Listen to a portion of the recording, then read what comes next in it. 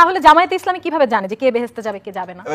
আমাদের নবী হযরত মুহাম্মদ সাল্লাল্লাহু আলাইহি ওয়াসাল্লাম পর্যন্ত উম্মতের জন্য কাঁদছে, সে নিজেই জানে না কে বেহেশতে যাবে কে যাবে না। জামায়াতে ইসলাম বলেনি তো সেই জায়গায় আসলে না, জামায়াতে ইসলামের প্রচারণাটা তো আসলে এমন হয়ে যাচ্ছে, ধর্মের প্রচারণা, সে তো একটি রাজনৈতিক দল না। একটু শুনুন, ইসলামের মূল ভিত্তি কি? ইসলামের মূল ভিত্তি হচ্ছে কোরআন এবং সুন্নাহর অনুশাসন। আল্লাহ সুবহানাহু ওয়া তাআলা, আপনি বলেন তো এবারে একটু এটা মিলায় দেন, আমার সামনে তো কোরআন শরীফ নাই, তো কোরআন শরীফ বলে দিচ্ছি। সূরা তাওবার 111 নম্বর আয়াতে আল্লাহ সুবহানাহু ওয়া তাআলা, আমি তোমার জান ও মাল কিনে নিলাম কি ব্যবসার মাধ্যমে, তোমাকে জান্নাত দিব এই বলে। তাহলে আপনি জান এবং মাল দিয়ে দিচ্ছেন, জান মানে কি? জীবন, এবং সেই জীবনটা কিভাবে দিচ্ছেন আপনি? আল্লাহকে সন্তুষ্টি অর্জনের জন্য, এর বাইরে তো কিছু না।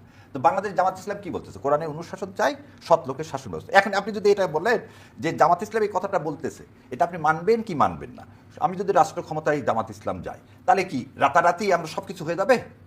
আপনি এই জিনিসটা সবচেয়ে বড় ভীতি কেন পাওয়া হচ্ছে? ইসলামকে কেন ভীতি পাচ্ছে আমরা 90% মুসলমানের দেশে? আমরা তো সবাই তো একটা ইসলামিক রাষ্ট্র কায়েম হোক, কে চায় না বলো? অন্য ধর্মে না, আপনি বলেন ইসলামিক প্রজাতন্ত্র পাকিস্তান, ওখানে কি নাই? নামটাই কি পাকিস্তানের? ইসলামিক প্রজাতন্ত্র পাকিস্তান, তো ওখানে কি এই কথা আছে যে শারিয়ার কবির তালেবানরা যেটি করেছে সেটি বাংলাদেশে হলে কি বাংলা? আচ্ছা, এবার আসেন আফগানিস্তানের কথা। আসেন আফগানিস্তানে একটা জিনিস দেখেন, আজকে তো তালেবান করছিল। এই তালেবানকে আপনি এই আমেরিকারা কি বলছিল, ফান্ডামেন্টালসগুলো ব্ল্যাক লিস্টেড করছিল। আজকে ইনভেস্টমেন্টের জন্য সে তালেবানের সাথে কিন্তু আমেরিকা চুক্তি করছে। সো তালেবান শব্দটা তখন তৈরি করা হয়েছিল কি কারণে? For the aggression of Afghanistan. আজকে সে তালেবানের সাথে চুক্তি করে তাকে কি করতেছে? না, he is no more terrorist. তা আপনার অর্থনৈতিক প্রয়োজনে আপনি কিন্তু ইসলামকে লেভেলাইজ করতেছেন, এবং এটা যদি আমরা নিয়ে নিই তাহলে খারাপ। এবার তালেবানের কথা আসে, তারা কি করছে? তারা আজকে আমরা না জেনে একটা রাষ্ট্র ব্যবস্থায়, তারা জানেন যে সবচেয়ে পৃথিবীর সর্ববৃহৎ নদী তৈরি করতেছে তারা। আপনি জানেন যে তাদের তেল প্রথম উত্তোলন করতেছে তারা। আপনি নিজের পায়ে দাঁড়ানোটা যদি ইসলামের মেয়েরা পড়াশোনা করতে পারে, কেন কে বলছেন মেয়েরা পড়তে পারে না? আমাকে এটা বলেন তো, তালেবানের কোন জায়গায় আপনি বলেন মেয়েদের মন্ত্রী আছে বলতো তালেবানে? এবারে তালেবান মিনিস্ট্রিতে মেয়েরা মন্ত্রী পর্যন্ত আছে। আপনি এই জিনিসটা পাইলেন কোথায়? না, তালেবানে তো চাপিয়ে দেওয়া হচ্ছে। আপনি কিভাবে জানেন এখানে বসে যে সেখানে কোনো কিছু চাপিয়ে দেওয়া হচ্ছে? আপনিও কেন অ্যাজাম্পশন করতেছেন?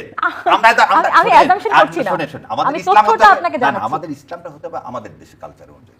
আমরা যেমন সেরকম। আমাকে যদি কাল থেকে বলেন জুব্বা পড়তে হবে আর ইয়া পড়তে, আমি পড়বো নাকি? আমার লুঙ্গি পরে আরাম লাগে, আমি লুঙ্গি পরে দেবো। ইসলাম কি কথা বলছে নাকি? তবে আমাদের মধ্যে কিন্তু জনগণের মধ্যে একটা ভয় ভীতি ঢুকে গিয়েছে, যদি আমরা তালেবানের মতো হয়ে যাই বা পাকিস্তান, এটা হওয়ার কোনো সম্ভাবনা নাই, এবং এটার নাম ইসলাম না। ইসলাম হচ্ছে মধ্যম পন্থা। কোনোদিন বলেনি আল্লাহ সুবহানাহু ওয়া তাআলা কোন জায়গায় যে কোনো দেশের উদাহরণ দিয়ে। আল্লাহ দুইটা শহরের খালি নিরাপত্তার কথা বলছে, জানেন? মক্কার মদিনায়, কোনো দেশের পর্যন্ত না। এবং আমরা কথা বলি না সৌদি আরবের কথা বলি, আল্লাহ সুবহানাহু ওয়া তাআলা বলেনি। আল্লাহ খালি বলছে যে কিয়ামত রাত পর্যন্ত আমি দুইটা শহর। আচ্ছা, আমরা একটু আলমগীর পাভেলের কাছেও শুনি। শাহরিয়ার কবির যেটি বলেন সেখানে কিন্তু কোনোই উগ্রপন্থা বা এক্সট্রিমিজম কোনো কিছু নেই, কিন্তু আবার আমরা জামায়াতের কিছু কিছু ঘটনা দেখেছি, যখন জামায়াতের একজন বলছিলেন যে সবাইকে আমাদের হাতের মুঠোয় নিয়ে আসতে হবে প্রত্যেক জেলা উপজেলা নির্বাচনের আগে, বা নারীদের কর্মঘণ্টা কমিয়ে দেওয়ার কথা হবে, বা অনেকজনকে আমরা এটিও বলতে শুনেছি জামায়াতে ইসলামে ভোট দিলে বেহেশতে যাবেন। যদিও আমি জানি না আসলে জামায়াতে যারা রিপ্রেজেন্ট করেন তারা অস্বীকার করেন। এটা শাহরিয়ার ভাই বলেছেন অনেক জায়গায়, তারা আপনাদের প্রার্থীদের ভেতর থেকে অনেকে বলেছেন। হ্যাঁ, এবং আপনারও একটি ক্লিপ, সেটা আপনি পরবর্তীতে দাবি করেছেন এডিট। না, আমি এখনো বলতেছি না, আমার ক্লিপে এখনো বলতেছি। ক্লিপের আমি প্রথম কথাটা, এটা আপনি যখন সুযোগ দিলেন আমি বলে দিই যে আমি বলছি বাংলাদেশ জামাত ইসলাম যদি করা হয়, বাংলাদেশ জামাত ইসলাম যে কথাগুলো বলে সেটা পালন করলে আপনি বেঁচতে যাবেন বলে আমি বিশ্বাস করি, এবং এটা আপনার মাধ্যমে আমি এখনো বলতেছি। কোরআন ও সুন্নাহ পালন করলে আপনি কি জন্য কোরআন সুন্নাহ পালন করবেন? বেঁচতে যাওয়ার জন্য। এবং এই কথাটাই কিন্তু আল্লাহ সুবহানাহু ওয়া তাআলা বলছেন। আপনি বলতে পারেন বেহেশতে যেতে পারেন, বেহেশতে কে যাবে আমরা কেউ না, আমরা বলছি বেহেশতে যাবেন, তার মানে আমি তো গ্যারান্টি দিচ্ছি না। গ্যারান্টি দেওয়ার মালিক তো আল্লাহ সুবহানাহু ওয়া তাআলা। এই আলোচনাটাকে যদি আমরা এখানে বেহেশত নির্বাচন এখানে যদি একাকার করে ফেলি, তাহলে বোধহয় এরকম একটা মেসেজটা নিয়ে গেলাম এখান থেকে, প্রতিষ্ঠিত করে দিয়েছেন যে জামাত ইসলাম ভোট দিলে সব বেহেশতে, এরকম কিছু না। ধর্ম আসলে অনেক সেনসিটিভ একটা ব্যাপার, তো এটাকে রাজনীতিতে আনাই উচিত না। না, সেটা কি আমাদের দেশে ধর্ম ব্যবহার করে রাজনীতিতে না করা উচিত। আল্লাহ সুবহানাহু ওয়া তাআলা তো দেখাইছে যে রাষ্ট্রীয় সংস্থা মদিনা সনদ। কিন্তু আপনাকে মনে হয় এখন ভাই বলুন সেটা হলো কি যে আমরা যাই করি না করি, আমরা যেন আমাদের ধর্ম ইসলামকে যেন কাস্টমাইজ না করি। একদম। হ্যাঁ, এটা যেখানে আছে সেখানে থাকতে দেন। এটার ব্যাখ্যা করার জন্য, এই যে ব্যাখ্যা করার ক্ষেত্রে আমার একরকম ব্যাখ্যা হবে, আরেকজনের আরেক রকম ব্যাখ্যা হবে। এই ব্যাখ্যার বিভ্রান্তিতে যাওয়ার কোনো প্রয়োজন নেই। ধর্মকে তার ধর্মের জায়গাতে থাকতে দেন, তার নিজের যে সুষমা রয়েছে সেটাকে বিকশিত হতে দেন। তার মানে কি, যতদিন নির্বাচন যখন ছিল না তখন কি মানুষ বেহেশতের দোজখে যায় নাই? অথবা যখন এই নির্বাচনের প্রচারণা হয়নি তখন কি বেহেশতের দোজখে কেউ যায় নাই? তো এর আগে যারা বিরুদ্ধে ভোট দিয়েছে তারা কি দোজখে চলে গেছে সবাই? তো এরকম তো কোনো কথা বলে বোধহয় আমরা বোধহয় বিষয়টাকে খুব বেশি সরলীকরণ করি। আমার মনে হয় যে এই বেহেশত দোজখ সম্পর্কে যারা বলছেন তাদের সতর্ক হওয়ার সময় হয়েছে, যে এই কথা বললে মানুষ এটাকে গ্রহণ করে না। প্রকৃতি একজন মুসলমান কখনো বিশ্বাস করতে পারে না যে কোনো একটা ব্যক্তি আরেক ব্যক্তিকে বেহেশতের গ্যারান্টি দিতে পারে। এটা আমার নবী করিম সাল্লাল্লাহু আলাইহি ওয়াসাল্লাম কেন তাহলে হয়তো তোমাকে সারা রাত ধরে কাঁদতে হতো না যে আজকে যদি ফোরাত নদীর পাশে যদি কোনো একটা কুকুরও যদি না খেয়ে মারা যায়, তার জবাবদিহিতা তাকে করতে হবে মহান আল্লাহ তাআলার কাছে। তো এইরকম অব্লিগেটরি অবস্থা যদি তার থাকে, তার যদি এরকম কাঠিন্যের অবস্থান থাকে, তাহলে সাধারণ একটা জামায়াতের কর্মী বলে দেবে যে আরেকজন বেঁচে চলে যাবে, এই তুচ্ছ এরকম ব্যাখ্যাগুলো হয়তো ধর্মপ্রাণ মুসলমানদেরকে কিছুক্ষণের জন্য বিভ্রান্ত আপনি করতে পারবেন যে হ্যাঁ এরকম কাপড় চোপড় পরে এসছে, জব্বা টব্বা পরে এসছে, এই কথাটা বলছে বলতে সত্যি। কিন্তু তিনিও জানেন যে একজন প্র্যাকটিসিং মুসলমানের জন্য ইসলামের যে সমস্ত আবশ্যিক কাজ এগুলো যদি কেউ না করে, কে তো কোনো একটা দলের ভোট দিয়ে বেঁচে যাওয়া যাবে, তবে এই দলে ভোট দিয়ে সরলীকরণ বেচতে যাওয়ার কথাটা কথা হচ্ছে কোরআন ও সুন্নাহ পালন করলে আপনার দাস সেটাই। possibility আপনি থাকে। ওই ওই ভোটের সাথে ভোটের বেহেশত সাথে না। সম্পর্কিত করা এটা একেবারে বলতে গেলে একেবারে শিরকি কাজ, একদম silly একটা কাজ। শিরকের পর্যায়ে চলে যায়। কারণ বেহেশত নির্ধারণ করার মালিক হচ্ছে আল্লাহ তাআলা। এটা আপনি ওই একটা ব্যক্তি কি করে নির্ধারণ করবে? তবে এই যে জামায়াতের আসলে যেসব ভূমিকা আমরা দেখতে পাচ্ছি, আপনার কাছে কি মনে হচ্ছে যদি জামায়াত ক্ষমতায় আসে, বিএনপি না আসে, তাহলে যে যারা ধরেন একটু ধর্মনিরপেক্ষতা বিশ্বাস করে, একটু সেকুলার, তারা কি বাংলাদেশে সেফ থাকবে কিনা, বা এখনো যেভাবে আসলে ডানপন্থার উত্থান হচ্ছে? এটা ক্ষেত্রে না জামাতের একটা দুর্ভাগ্য কি জানেন, সেটা হচ্ছে যে ওনাদের যে অর্গানিক ক্ষমতাটা ছিল, তারা তাদের কিছু এই যে বট তৈরি হয়েছে, তাদের কিভাবে তৈরি হয়েছে, কেন হয়েছে, হয়তো অনেকে তো বলে থাকেন 17 বছর ধরে বট বাহিনীকেই ট্রেনিং দিয়েছে জামায়াত। না, না, এই কথাগুলো এবার ঠিক এই না। যে প্রশিক্ষণটা হয়েছে, এরা আসলে মূল জামাতের যে বিশ্বাস করি মূল না, না, মেসেজটা, এটা ঠিক না। মূল মেসেজটা জামাতের যে মূল মেসেজটা এরা বিভ্রান্ত করে এই বট বাহিনী এটা অন্যদিকে নিয়ে যায়। ফলে জামাতের যা কিছু ভালো আছে সেটাকে একদম ম্লান করে দেয় এই বটগুলো। তো এখন যদি সত্যিকার অর্থে জামাতের মূল নেতৃত্ব যদি এটা বোঝেন যে তাদের নিজেদের বলা কথাটাই তো চমৎকার, সেই কথা দিয়েই মানুষের কাছে যাওয়ার চেষ্টা করুন, সেটাই কনভিন্সিং ফিগার। তাহলে আমি একটা কথা বললাম, আমার বটের সব লোকজন এসে 2000 কমেন্ট দিয়ে দিল, 3000 লাইক দিয়ে দিল, অথবা আমার একটা কথার বিরুদ্ধে 3-4টা হাহা দিল, অথবা বাজে কমেন্ট করলো, এটি যদি নির্বাচন বা দলের জনপ্রিয়তার নিয়ামক শক্তি হয়ে যায়, তাহলে জামাত তো দাঁড়াতে পারবে না কোনোদিন। তাকে তো দাঁড়াতে হবে নিজের শক্তিতে, তার নিজের কর্মী বাহিনী, নিজের জনসমর্থন, সেটা দিয়ে। বটেরা আপনাকে সোশ্যাল মিডিয়াতে হয়তো কিছুদিন এগিয়ে রাখতে পারবে, কিন্তু সত্যিকার অর্থে যেটা আমাদের প্র্যাকটিক্যাল লাইফে বা যদি বলি সরকার পরিচালনার ক্ষেত্রে, এটা তো কোনো কাজে লাগবে না। তো সেই জন্য উচিত হবে তাদের এই শৃঙ্খলের বাইরে চলে আসা, যে ওই বট নির্ভরতার বাইরে চলে আসে যদি প্রকৃতপক্ষে নির্ভরতা এটাও ঠিক না না না এই যে আমি দেখি কোনো কোনো ক্ষেত্রে হয়তো তারা এটাকে নিয়ে আনন্দ বিএনপির করে। ক্ষেত্রেও হয়, একই না, ক্ষেত্রে না, হয়। না, সেটা সব হয়তো ক্ষেত্রেই হয়, সব হতে পারে, কিন্তু রাজনৈতিক দলেরই বট আছে। সেটা এখন যেটা হয় কি যে বটের আধিক্যের ব্যাপারটা যেটা আছে, সেটা আধিক্যটা আমাদের মূল রাজনীতির স্রোতকে যেন নিয়ন্ত্রণ করতে না পারে। Yes.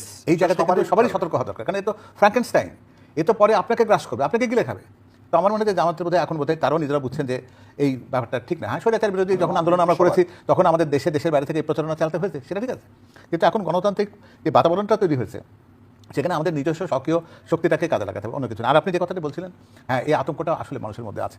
এটা জামাত নেতৃত্বেরই প্রমাণ করে, তাদের কাজের মধ্যে দিয়ে প্রমাণ করতে হবে যে নারী এখানে অনিরাপদ নয়, এখানে তাদের কর্মপরিবেশ অনিরাপদ নয়, এখানে মুক্ত বুদ্ধির চর্চা করার ক্ষেত্রে কারো কোনো স্বাধীনতার কোনো আঘাত আসবে না, অন্যান্য আপনি ধর্মের সাংস্কৃতিক মানুষেরা safe চর্চা করতে থাকবে। কোনো বাধাগ্রস্ত হবেন না, অন্য ধর্মের যারা আছেন তারাও নিরাপদে এখানে বসবাস করবেন, এবং এই দেশের খোল নলচে একেবারে বদলে যাবে এরকম কোনো কথাগুলো তাদের বোধহয় বলা উচিত না।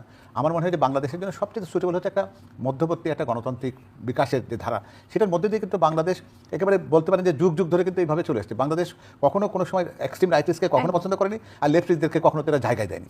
তো ফলে বাংলাদেশের জন্য স্যারেভাবে তো এগ্রি করছিলেন যে মধ্যপন্থাটা হচ্ছে, যেরকম উনি হচ্ছে ইসলামের পন্থা, আমারও মনে হয় যে বাংলাদেশের জন্য রাজনীতির জন্য মূল পন্থাটি হচ্ছে মধ্যপন্থা।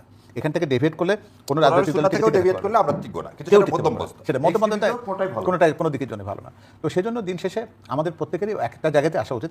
আমার মনে হয় যে এটুকু সমত জামাতের নেতৃত্ব এখনো বুঝছেন, যেটা আমাদের জামাতের আমির শফিকুর রহমান সাহেব যখন আমাদের ভারপ্রাপ্ত চেয়ারম্যান তারেক রহমান সাহেবের সাথে সৌজন্য সাক্ষাতের পরে বাইরে এসে কিন্তু উনি কিন্তু বলেছেন যে আমাদের ঐক্যবদ্ধভাবে কাজ করার যে অতীত অভিজ্ঞতা ছিল, অতীত সংস্কৃতি ছিল, সেখানে আমাদের ফিরে যাওয়া উচিত। একদম। এবং আমরা যখন ধর্মনিরপেক্ষতা নিয়ে কথা বলি, তখন বারবার ওই বিএনপির বা প্রেসিডেন্ট জিয়াউর রহমানের সেই কথাটা চলে আসে যে তখন কিন্তু আসলে প্রেক্ষাপটটা অন্য ছিল। তখন আমরা দ্বিজাতি তত্ত্বের ভিত্তিতেই শুরুতেই দুটি দেশ আলাদা হয়েছিল, এরপর তো আরো অনেক কিছু হলো, আমাদের মুক্তিযুদ্ধ হলো, অভ্যুত্থান হলো। এখন এসে আসলে এটি কতটুকু প্রাসঙ্গিক? বিএনপি তো এখন আসলে সকলের জন্যই আসলে নিরাপদ একটি দেশ চায়, তো সেই জায়গায় সাম্প্রদায়িকতা বা অসাম্প্রদায়িকতার ব্যাপারটিকে বিএনপি কিভাবে দেখে? আমরা কখনোই মনে করি না যে কোনো সময় একটা চরম কোনো পন্থা কোনো দেশের জন্য মঙ্গলজনক। আমরা কোনো চরম পন্থার বিরুদ্ধে আমাদের শেষ রক্তবিন্দু দিয়ে আমাদের দলের আদর্শ যুদ্ধ করবে, এই ব্যাপারে আপনি নিশ্চিত থাকতে পারেন। কারণ আমরা এখানে জানি এটি যদি ওই চট্টার অভয়ারণ্যে পরিণত হয়, তাহলে দেশ হিসেবে আমাদের অস্তিত্ব বিলীন হয়ে যাবে, টিকে থাকতে পারবো না। আর শহীদ রাষ্ট্রপতি জিয়াউর রহমান যে কাজটি করেছিলেন, আপনারা তার এই অসাধারণত্বটাকে বুঝতে হবে।